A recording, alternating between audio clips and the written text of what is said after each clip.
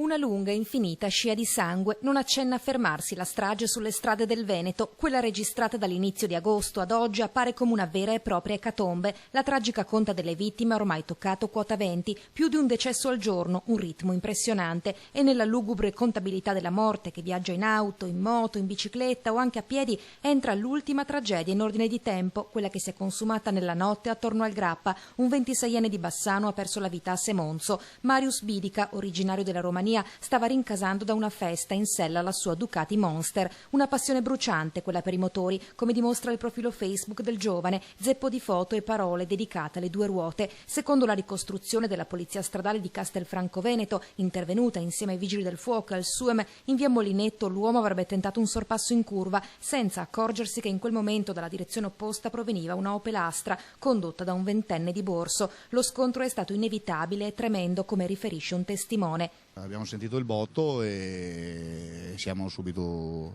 andati a vedere cosa era successo. Il ragazzo che guidava la moto, che era disteso a circa 30 metri dall'impatto. Purtroppo vani i soccorsi prestati dai sanitari, mentre l'automobilista è rimasto illeso. Bidica è spirato poco dopo. La sua è la 20ª croce piantata nell'asfalto del Veneto dall'inizio del mese. In testa alla tragica classifica delle province figura Venezia con 6 incidenti mortali, seguono Treviso e Verona con 4, Vicenza con 3, Padova, Rovigo e Belluno con 1. Sempre troppi.